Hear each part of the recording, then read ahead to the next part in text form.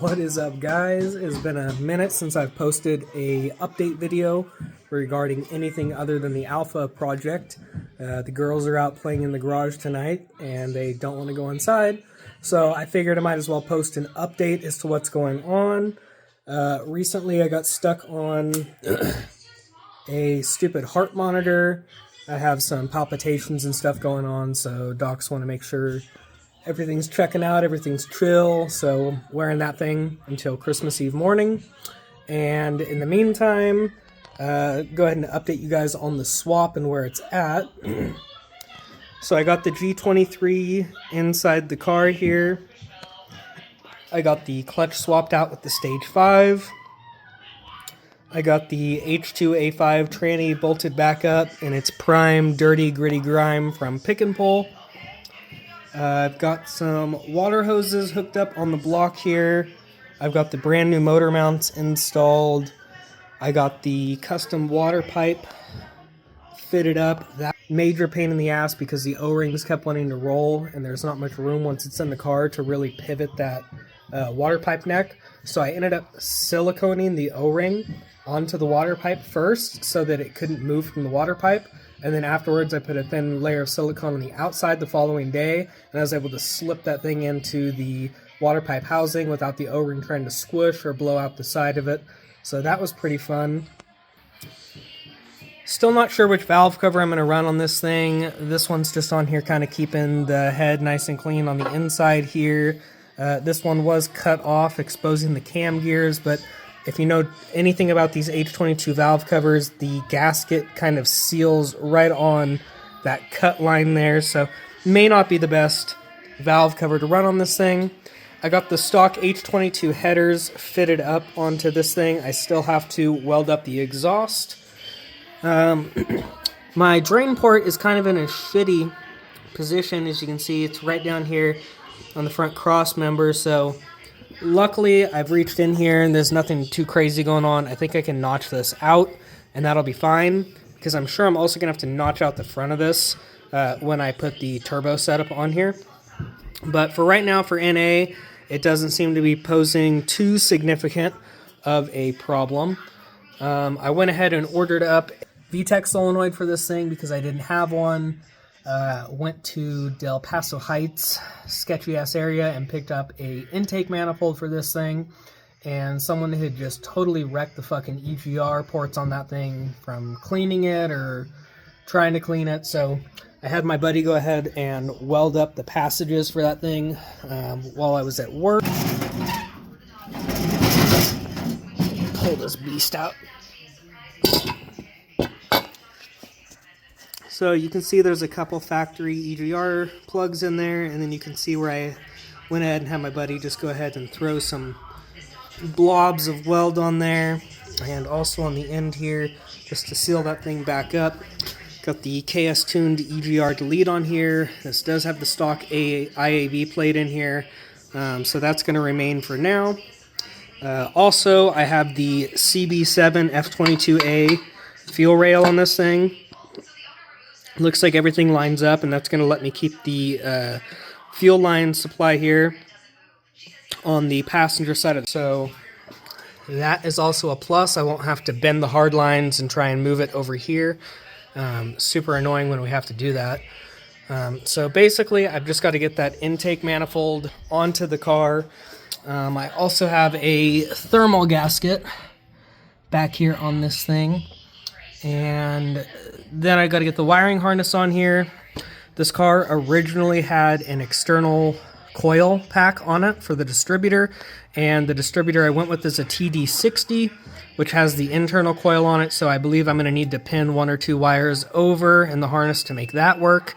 I also noticed there were several connectors on the wiring harness on this F22A that were not in great shape or even broken off, so I've got some 2-pin connectors I need to pin up on this thing. I'm not going to go through the harness on this thing like I did the Snake car. I just don't really have the time or the energy for it right now. But the old F22 motor is out. This thing was a trooper, but it has a fucking chunk. Let's see if the camera can get it here, I don't know. There's a chunk missing out of the bottom of that rear main seal down there. And this thing was just peeing oil all over the ground.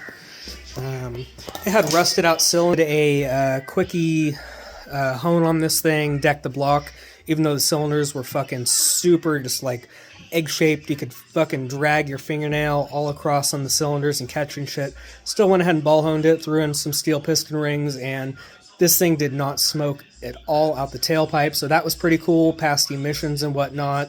Got the car up and moving, but we're back to square one with it being torn down and in this condition, so we'll see how long the girls want to kick it in the garage tonight. Let me show you how the girls are chilling back here.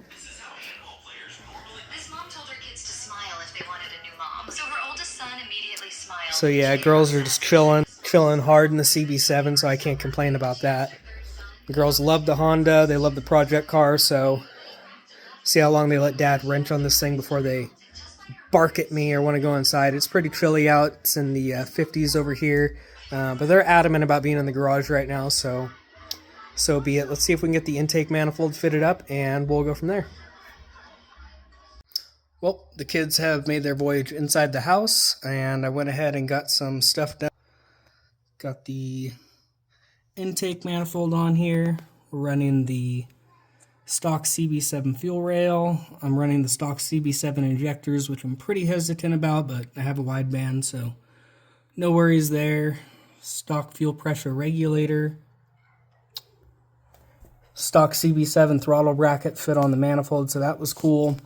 I do need to see if there's a throttle body gasket on here and or what shape it's in, as this guy's just hanging on by a couple bolts there. We got the clutch slave cylinder bolted up here. I got the bracket bolted on here. Those are bad words to tie. Okay. I'm gonna tell her it's not cool. Can I tell you what she said? What'd she say? She kept on hitting tie, and then she kept on saying, "Are you fucking kidding me?" Oh my god. And then we started laughing so hard on the floor. That is not cool. You go tell her Dad said it's not cool. It's not cool. Wonder where they learned that shit from. Fuck. YouTube. And a quick recap for those who aren't aware. The CB7's got a G23 swap in it. It's got a F23 block with a balanced F23 crank on some forged rods from KS Tuned, as well as some forged flat top K20 pistons. It's got some blocks valve springs in it, as well as some Brian Crowler steel retainers inside of it. It's got some Type S cams inside of it, and the head has welded oil ports. It's got welded oil drain ports inside of it. It's got a custom water pump on it, custom water pipe on it. The balance shafts are still in place, but there's no belt on it currently. A stock OEM head gasket on it with a slight bead of silicone on the very back oil drains, because those ports have like 0.5 millimeter of seal from the gasket, so definitely want to do that. I know someone that put a couple of extra oil plugs in their G23 in the very back, so they had 4 oil plugs in their fucking head, and eventually they spit a rod out. Wonder why. So don't want to go down that route with this thing, but it's getting there. It's a cool little setup. I'm hoping that it runs and makes jam and doesn't have any surprises that come along with it.